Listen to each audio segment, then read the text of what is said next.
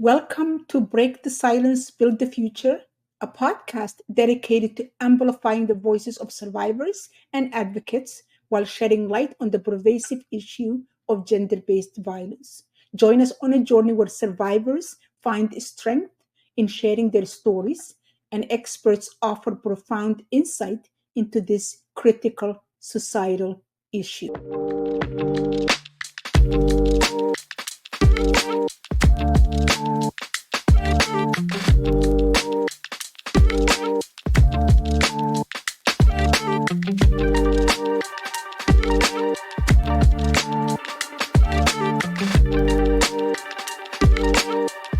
Thank you for our audience for joining us another episode of Break the Silence, Build the Future, Shades of Grief and Resilience.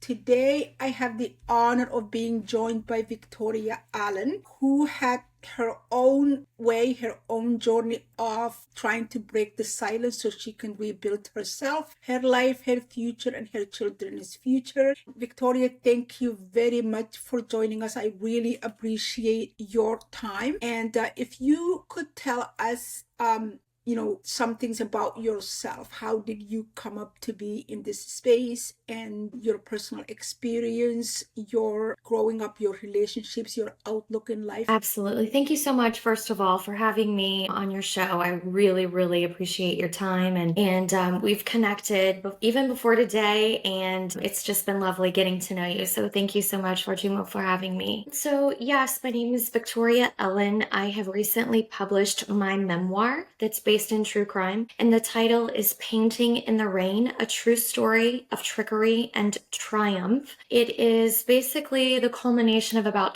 20 years that I spent married and then divorced and trying to put my life back together after an extremely abusive marriage. My ex-husband ended up being a completely different person than I thought that I'd married, and I found myself in an abusive situation with a newborn. And about 2 years later, I was pregnant with my daughter and realized that I was trapped and I felt hopeless and didn't know how I was going to escape. But eventually, I started seeing signs of abuse with my son. And initially, I thought it was just abuse toward me. And so, I think as women, Fartuma, we really are like, oh, I can handle it. I can handle it. I can handle it. But then when the abuse was toward my child, then that kind of changed my attitude about the entire situation. So really worked hard to dig deep and figure out a way to escape that toxic abusive marriage. And the crux of the book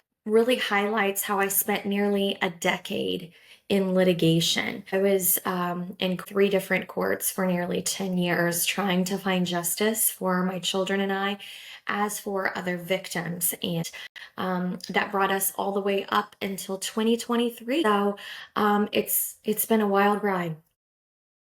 Yeah, thank you for sharing that. It's really a challenge where especially if you're a mother like I am or you are, when you find yourself in a difficult relationship like that, you don't only have to account for yourself, but you have to account for these innocent people that had no say in being in this situation. And for all of us, at least in my mind, when we talk about loss and resilience to rebuild and the pain that comes with it, we usually think about death when we think about loss. Right. But there are many other losses. I'm not minimizing people's loss when somebody passes away or somebody is taken, like my daughter's situation was. But I think also in relationships, in divorces, in failed marriages, there is a loss, profound loss, if I might say, and a lot of pain that comes with that. Because all of a sudden, when we start seeing somebody and then end up being with them and end up marrying,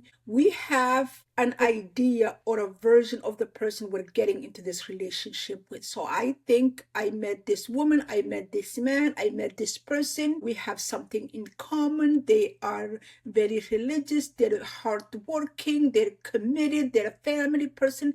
They get really along with their parents. So I could see if they had children, I could see they would be a good parent. They're empathetic, they are, and who it is that you're getting into relationship with. But then all of a sudden, you're looking around and you're thinking, who are you? And what happened to the person I started to have a relationship? And I think there is really, especially reading your book and reading your story online, and the idea of the person you thought you were marrying, you were seeing, you were having children with, and the person that ended up in your house across from you were totally two different people. That's exactly right. Yeah, so I want you to, if you don't mind sharing with us, what did the loss feel like, particularly when you faced with the realization that the person you trusted, that you thought you could, because when we take our makeup off and change our clothes into our pajamas, close the door, we're hoping all people that wish us harm are kept on the other side of the door, not on this side of the door. What did that feel like? So you unpacked that very well. There is that expectation that this is the person I married, but realizing that you have married a completely different human being is so just heartbreaking, devastating. The pain of realizing that the person that you fell in love with doesn't even exist puts you kind of in this, you kind of feel like you're in the twilight zone, right? It's like, no, no, no, no, no, that's not what he said. That's not who he said he was. That's not who he portrayed himself to be. That's not who I knew. It's really just, it's a fraud. It's an imposter. It's realizing that you've been sleeping with the enemy. It is so absolutely devastating. And there's so much grief that is involved with that, with the grief of being married to someone that is not the person that you married. It's a completely different human being. Your brain has such a hard time really unwrapping, like, how did I end up here? Of the mindset that divorce isn't an option. This is the same man that's abusing me, that's abusing my son, that's abusing my daughter. So nothing is matching up. You said it's not only realizing here you are, but how do you get out? What does that process look like? So the question is, how long did it take you? Because I know there are people in our audience that are going to listen to this episode that are going to say, I am here, other people are getting out, and I'm stuck. So there must be something wrong with me. So if you can explore with us that, how long did it take you, and what that process of not only getting out but a broaching of getting out looks like. Because my daughter got out 11 times and continued to return. So there is this return that some women face, or even for myself, it took me 10 years to leave from the time I realized. How long did it take you from when you noticed, I am really sleeping with the enemy? When I close outside, the enemy is inside with me. How long do you think it took? I think from the time that I really realized what the magnitude of what I was up against until the point where I bolted out the door and I never went back was probably between 1.5 years and 2 years. And there were all of the telltale signs, the controlling where I went, controlling who I talked to, controlling whether or not I was allowed to work, whether I was allowed to open the blinds. I couldn't open the drapes in my house. I wasn't allowed to just let the fresh air come in, open the windows. Every single area of my life was controlled. Who my children could be friends with, where I was allowed to go, who I was allowed to talk to, and how long I was allowed to talk to them. And then just the constant manipulation. And when I would question things, it was, you're not quite right. Something's off with you. I think you're sick. I think something's wrong. And then just constantly sowing that seed that there was something wrong with me, which is that projection, right? If I actually figured out that he was, really brainwashing me and utilizing religion, because we were Christians. And so he would use the Bible and he would say, well, it says in this scripture that wives are supposed to submit to their husbands. And so if I did anything that wasn't just what he thought it should be, then he would use that scripture to beat me up. Here in the scriptures that you're supposed to do this. And if you don't, you're a bad wife and God's going to punish you. It's just this constant berating. And so, I dealt with that for quite some time. When I started seeing the bruises on my son, that was too much for me. And of course, he used scriptures again from the Bible that would say, the heart of rebellion is in the youth, but the rod of correction will drive it far from them, or spare the rod, spoil the child. So we should beat our children into submission. And it's like, he's a 1-year-old baby. sweet. Then when my son started displaying signs of sexual abuse, I could not even begin to fathom that it was my husband. Oh, I'm like, this isn't him. This is someone in his family, but this couldn't be him. This couldn't yeah. possibly be him. And when I did escape, and my son was actually able to disclose who it was, and there were substantiated claims with children's services, and my husband and the biological father of my children was named as their perpetrator. What a nightmare. And that losing of not just the idea that you had of this perfect married life, and like, we're going to grow up and we're going to have the fairy tale wedding and we're going to live happily ever after and raise a family. It's not even that was lost. Yeah, that was lost. I never got any of that. But now I'm going to deal with my children having a life sentence of sexual trauma. I mean, it's insurmountable at times. Yeah, that's really hard, especially when it gets to the children. Now you feel like these children have, they didn't really ask to be in this relationship. Children are just they have no say in whether they're here or not. That's just, for me, I'm always in awe of that responsibility and the privilege and the gift bestowed on us, those of us that have children. Yes. But to violate such trust, just beyond me. So this is really, really, I can imagine, have been very painful, on top of the profound loss, on top of your own physical pain. But you not only left that relationship, but you decided to speak about it, to speak about it publicly, to not only speak about it on publicly, but put it in a book, Painting in the Rain. Beautiful book, by the way, and Victoria will tell us where we can get copies, those of us that are listening, to see real story. And later we will share, and I will have in the show notes the links to Victoria's website and the places where you can order the book. So that's what I call owning your story. In my opinion, it's not for everybody. Sharing your story publicly, especially something so deeply personal, it includes your children who were innocent victims in this whole thing. They didn't choose that person to be their father. So you are owning your story. And I think there is a power in owning your story. We have an African proverb that says, I'm paraphrasing it, of course. It says, until the lion can speak, the hunter would always be the hero. Until we can tell our story, Exactly. your children's biological father could say, Victoria is this, she's vindictive, she's that, if you're not telling your story. So I want to ask you, what led you to the decision to take this hard road? Yes. And I share personal stories myself, and I know it's not easy, especially in this day and age of social media. People can hide behind the screen and say all kind of things. What led you to the decision to take this hard road of sharing something so deeply personal? I think ultimately, hearing so many people say to me over the years, this seems like a movie. It seems fact is stranger than fiction. It's almost unbelievable because it dragged on for so long, and it constantly seemed like the villain in the story continued to win. And he did for a very long time. I think part of me suffered with so much shame and so much guilt for an extended period of my life. And if you have ever experienced shame, you can relate to me.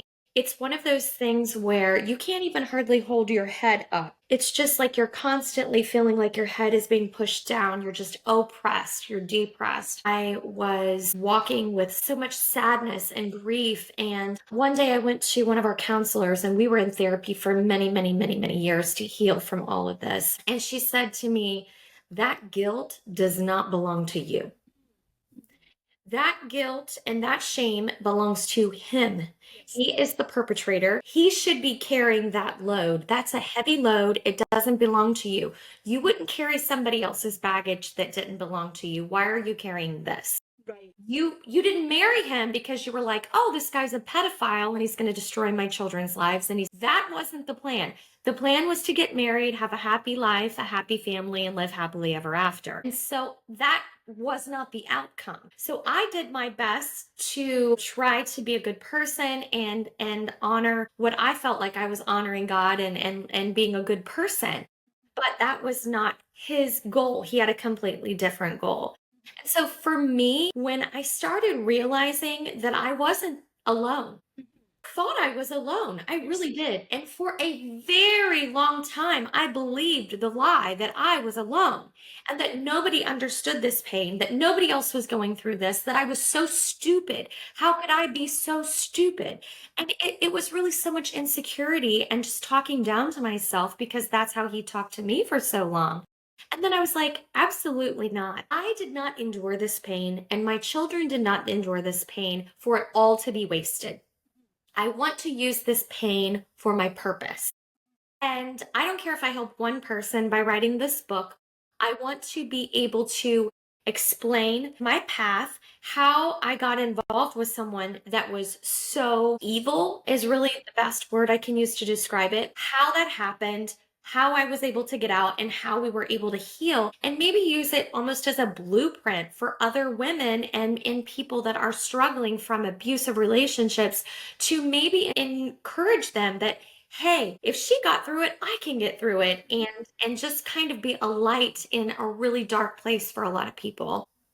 Thank you so much. That's really a good way to look at it. So, my next question to you is, how did you go about putting the book together and choosing when and where to write it and what to include? Because I assumed that, and you spoke about the whole idea of shame, and I know when my daughter was going through the 18 years of abuse, she would cover it, whatever injury she had suffered, call in sick for work, not show up for family events because she didn't want to answer the question. So she was ashamed in what was happening to her, even though the shame was not hers, but she owned it, because I think there's this social construct, I think, especially for women, that we believe, whether we're told or we're in our blueprint, I don't know, but this idea of we can fix people, we can do this, we can change it. Only if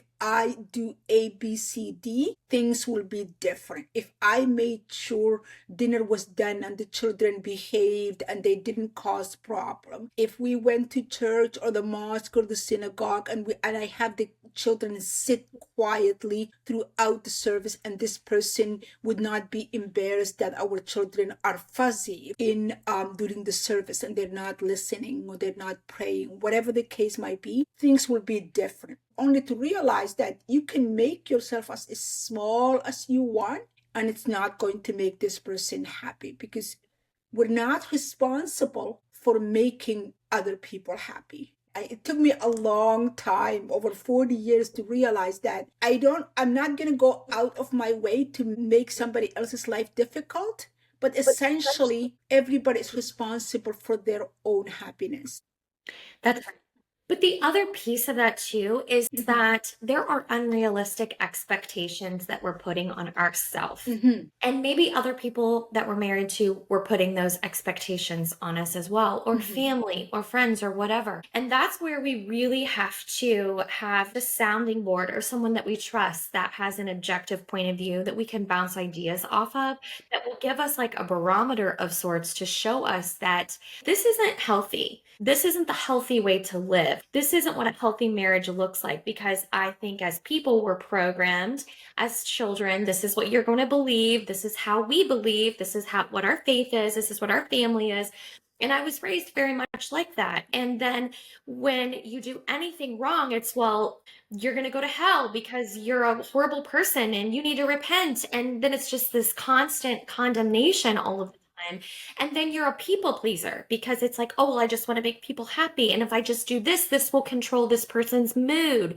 And then you try to control everybody's mood in the room because you just want everybody to be happy because you're so sick and tired of just this constant like roller coaster of emotions that you feel like if you could just control everyone and bring peace and solidarity, then everything will be okay and your nervous system can calm down and take a break for a minute. And that's not our job.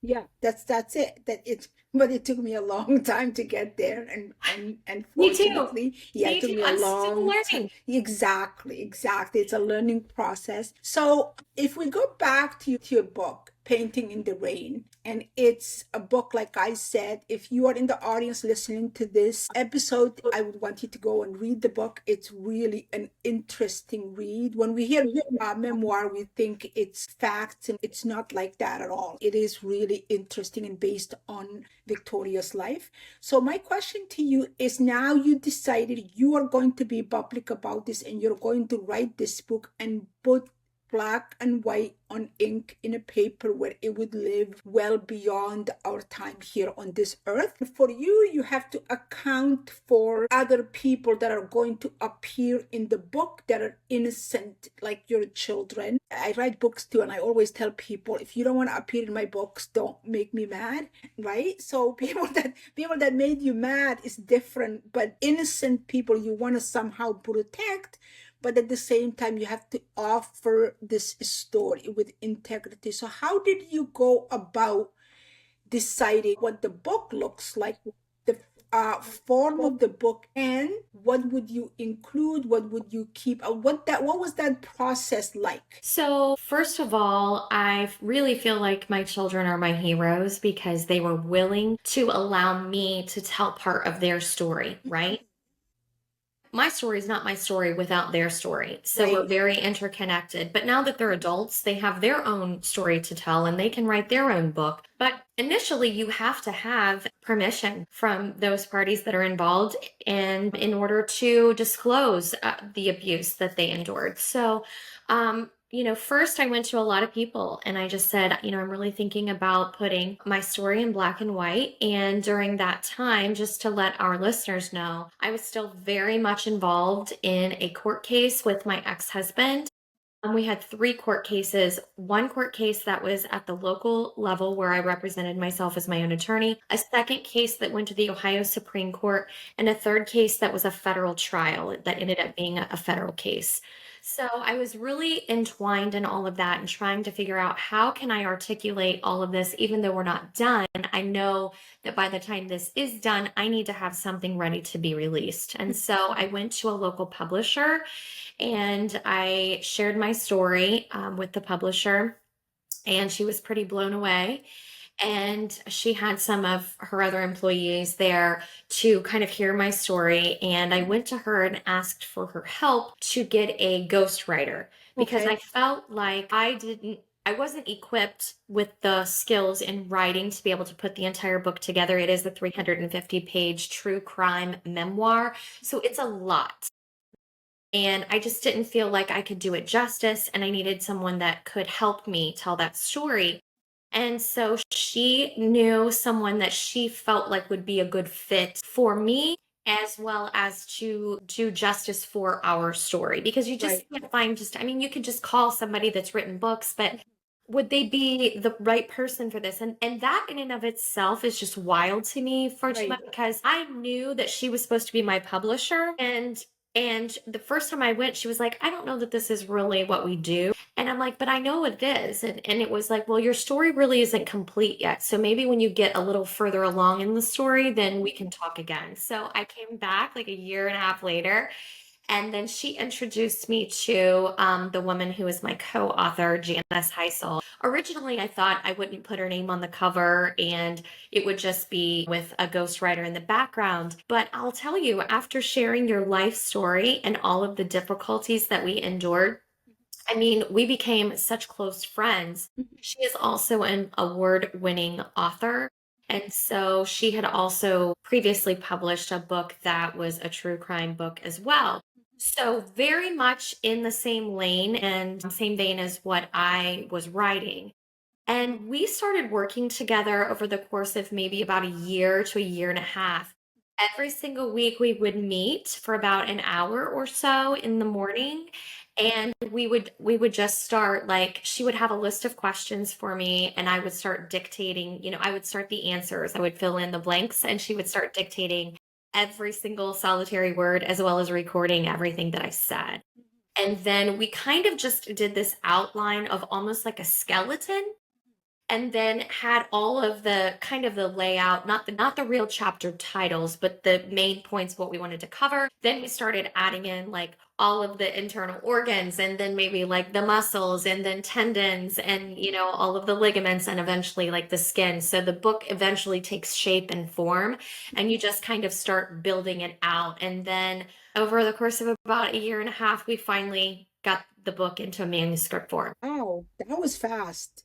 There and have writing was fast. It takes, like, I have a novel coming out in 2026, and it took about 5 years Oh my to gosh. do it. Yeah, to get Wow. through it. Yeah, That's it exciting though. takes forever. Yeah, so I have one that came out 2017, and the second one like 9 years between the two. It just takes Wow, that's forever to get through. fantastic. Yeah, so now you're including points in your story, and you're owning it, and you're telling it, and you're going out there and you're making sure people are convinced this is a story that deserves telling. The person that's the perpetrator, if you are including their story, do you have to get their permission? No, you Okay, don't. okay. So there's a lot of really, there's a lot of rules that we had to follow in writing Mm-hmm. this, and I had hired an attorney to read through every single chapter as we were writing it so that we could make changes. And then I also had the entire manuscript. She read through the entire manuscript again before we even went to publishing, so that we could make sure that we were all protected and that there wasn't anything included that would in some way, shape, or form. My ex-husband is extremely litigious, Right. and so, we just wanted to protect me and to protect my children. Yeah. So, from defamation, because that would be something he would say, well, we have a defamation lawsuit on our hands. She's saying all these things that aren't true. But everything that I said in my book was my account and my belief of what happened and my recollection of what happened, as well as the documentation that we have in court records. So, there's proof for everything there. Yeah, that's really interesting. I didn't even think about the legal steps that need to be taken when you're writing a story like this. I love the title, by the way, Painting in the Rain. How did you come about that title? So, this is one of those things that I do say on the cover of the book, that, it is kind of a masked. The true meaning of Painting in the Rain is masked, and the reader will find that out Okay. once they read the book. So, Yeah. I didn't disclose too much, but I can say that my husband technically came up with the title. Yes. And I came up with the subtitle, A True Story of Trickery and Triumph. Yeah. And, it sounds like a fool's mission when you just kind of don't know any of the meaning behind it and you think Hmm. painting. I'm going to go outside, I'm going to paint my house, I'm going to do it in the rain. Like, Right. it's a fool's mission. Who would do such a horrible thing, right? It Right. seems so ridiculous, which really, I think, parlays into just that curiosity from a reader's perspective of what does it mean and how did we arrive at this point and what was the trickery and what was the triumph. And, knowing now that my ex-husband claimed to be a prince of Ghana, Africa, that he was a pastor, that he was a prophet. I mean, come on, it's a joke. Yeah. Yeah, that's really interesting. So now, when did the book come out? The book came out last spring. Okay, spring of 2023. So now the book's out there, the story's out there in the hands of readers. And I'm thinking more readers from this episode will get their hands on the book because it's an interesting read, like I said. So now you have that, and you are making media appearances. I want to know how that shaped your process of deciding to write it, deciding what to include and what not to include, deciding how much you tell and in what format you tell, and actually finding somebody else to write with you, to all those steps, and actually having it now in the hands of readers and getting people's reviews and reactions to it. How did that help your healing process? And I always use this word healing with a caveat, which is, healing is almost misused word. Whatever that happens to us in our life experience, especially something as big as this, we develop skills and we learn to live with it. We learn to allow space around us and within us, because it informs who you become after that. So how do you think that helps you get into that process of living with it so you were not traumatized by it? Yeah, so that's a lot. There's a lot of questions, a lot of meat in there. I think initially I just want to say, if you've ever heard the quote, I say this all the time to myself, everything that you've ever wanted is on the other side of fear. And so I really had to overcome a lot of fear because I lived in a constant state of fear. I was afraid of everything, literally everything. I mean, I couldn't even get on a plane without having a panic attack because my nervous system was completely shot. I was scared to death. So, yes, deciding what I would put in the book, Janice helped me a lot with that, my co author. I tried to leave a lot of things out, like my second marriage, just because I felt like I looked like such an idiot. And I'm like, people are probably like, this woman is an absolute dummy. What is her, And then I thought, I already look bad enough. Do we need to add insult to injury, But like, people need to understand, like, you're not the only person that has had two failed marriages, And so we need to include that in the book. So, yes, all of those things came along with it. As far as the healing piece and really just working through that, I mean, it is cathartic to tell your story. It's kind of like if you've ever broken a bone and it goes into a cast, and say it's in a cast for 8 weeks, and then they cut the cast off and they're like, you're all healed. The bone is healed back. Of course, the bone's healed back. But if you've ever gotten a cast off, your arm or that broken bone, whatever it is, even though it's healed, like, it's a very tender. And it's still, you have to exercise some care and some caution and just be gentle with that previous wound until you can get some strength back. And so for me personally, I really protected myself because I knew that everybody wasn't going to understand my story. It's not for everyone. But I'm a firm believer that the people that are supposed to find it, it's going to get into their hands and they will utilize it to help them kind of shape their future and get to a healthier place. And also, healing is a journey. It is a process. It's not like this place that we arrive at one day and it's like, I've arrived. No, I believe for me, it's just a constant journey that I will continue to do throughout my entire life. And like you said, this book will be in black and white forever, even after I'm long gone. And Right. hopefully it will continue to help people. Yeah, thank you. So, like you said, there is a vulnerability in telling your story. You are exposing yourself in other people's ridicule, whether it's well founded or not. That's what you will encounter. But also, I believe personally, there is a value in telling your story for you and for anybody else that comes upon your story. So I want you to see, what has owning your story taught you about yourself? What did you learn from about Victoria that you didn't know after you started either writing or talking about this story? Wow, that is an excellent question. So, what did I learn about Victoria? Wow. First of all, I am a lot stronger than I gave myself credit for. I am a strong woman and I can do hard things. I really, really can. I always cut myself short. I never believed in myself. I had so many insecurities, still do. I'm fighting all of those things. But I did learn that I am a lot stronger than I ever gave myself credit for. And again, the fear of constantly fighting those critics and fighting the people that would always have something to say. I don't know if anybody has ever watched or heard Brene Brown, but I'm a huge fan of hers. I think she has great work. She's a shame researcher. And one of the things that she said was that vulnerability creates connection. And I'm a firm believer in that.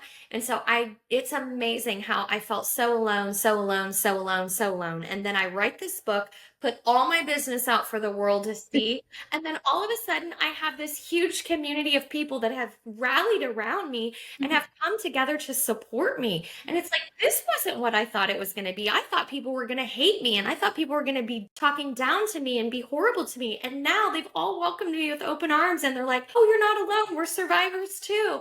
And it has created such a beautiful network of souls that are also on this journey toward healing. Thank you. Thank you. So now your story is out there, like I said several times, in the hands of readers. And I'm thinking this could be really, really good Netflix miniseries or Netflix show, because I listen to a lot of crime shows, crime detective stories. So this will be perfect for that. Well, it's funny that you mentioned that because I just finished filming a docu-series. So nobody even knows this yet. So it's pretty hot off the press. But we were contacted and we will be in a true crime docu-series coming in January of 2025. So it's just around the corner, and we'll be on Hulu.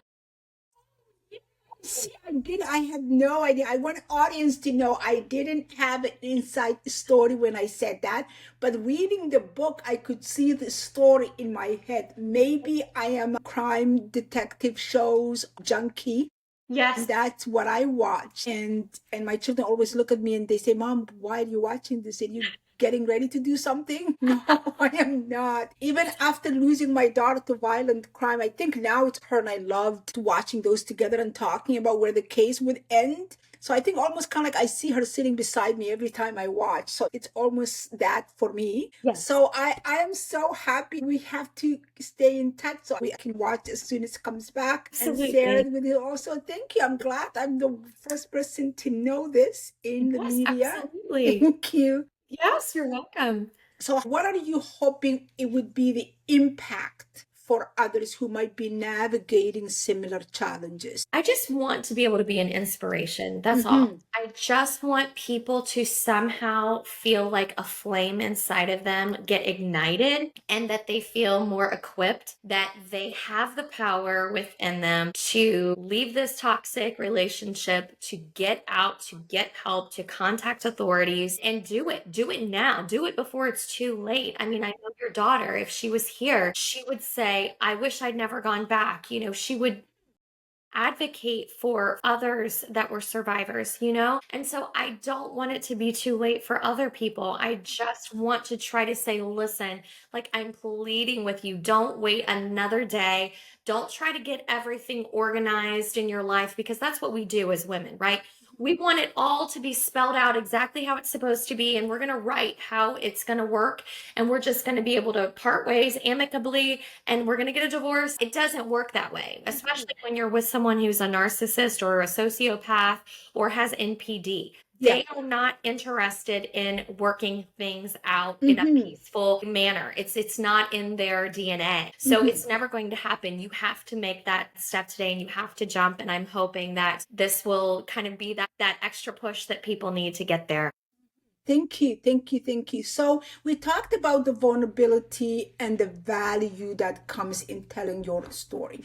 And at the top of this episode, I spoke about how this type of situation you were in, there is a huge loss, and there is a grief that comes with that. And in my personal experience, after my daughter was killed and I started grieving, my grief, signs of grief that exhibited, did not really match what I expected to be. Right? When I saw other parents losing a child, which we don't really think that's not how things should work. Or when I saw somebody lost loved one, and whether it's tragedy or illness or diseases, I would always imagine somebody falling apart and crying and wailing. That's what I imagined. But and that's what I expected from myself, and that's what I thought other people expected from me. But then I didn't really I didn't behave like that.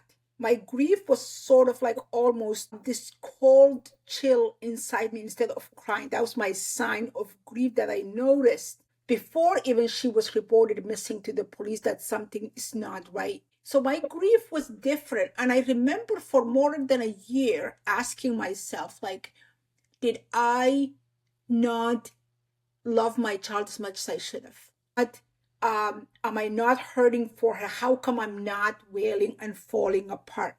So then what I'm realizing is there is really no right path to grief. Just like the grief is so personal, whether yours, mine, it's personal. And I know they're not the same level, but it's personal and it impacts people differently and we react to it differently. But people question you sometimes and they don't really understand. Somebody might say, why are you talking about this, Victoria? You should just keep quiet and be grateful that he's out of your life and move it along. Don't expose your life. So the question is, how did your grief of that loss manifest itself? And did it fit what you thought it would be like? Because when we get married, we feel like we're getting married forever. What did that look like? Did it match what you thought it would be like? Was it different? Well, I've just to kind of hover there for just a second about grief. So the listeners aren't going to know this. No one knows this. It's not in my book unless you know me personally. But while I was writing this book, this was like during the height of COVID. And I'm an only child. My mother was an only child, so I'm the only grandchild, a very close, tight-knit family. And my mother died of COVID while I was writing this book.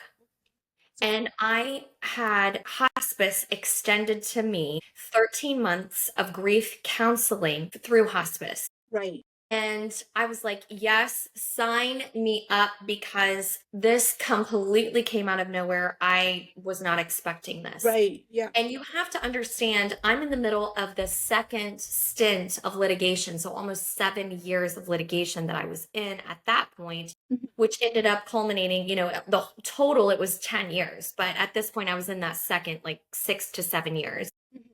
And I started learning through grief counseling that there are stages of grief.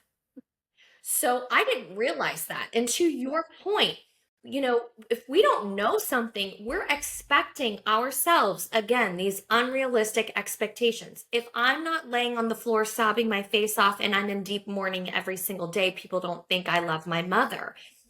People don't think you love your daughter. Yes. It couldn't be further from the truth. Part of it is that we were stuck. We're stuck in fight or flight. Exactly. Because we've been living in that for so long. That's what our nervous system is doing. It's trying to protect us.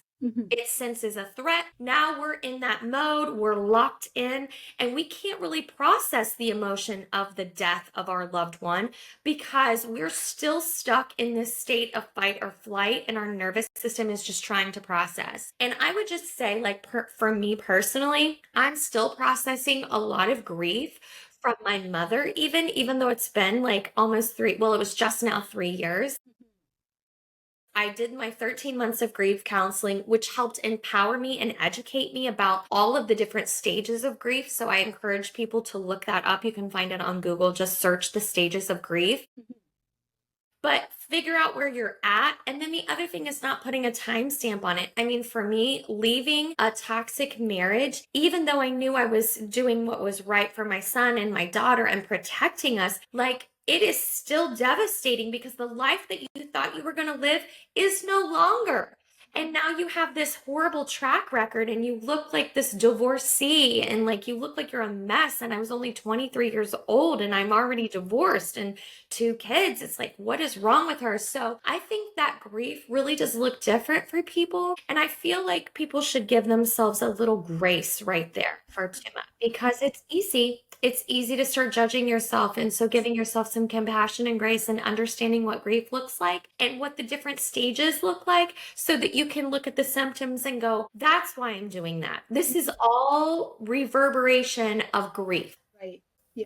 Thank you very much. So with grief, I am processing and I'm coming to a point where I say it's really nothing that you're going to heal from. It's a process of learning how to live with it, how to claim it as a part of you. And also, I found in grief is loss of control. And especially for me, I raised my children for 25 years as a single mother, and I always was interested in making sure I was in control. Whether it's making sure I can earn enough money, I paid my bills on time, I got them to the doctor, because I felt like I lost my marriage and that was loss of control. So I even had to the point where I struggled to go to the dentist, because there's something about lying in that table, not able to speak, where they put things in your mouth that's kind of like made me not be in control. So for me, telling a story is almost reclaiming that control,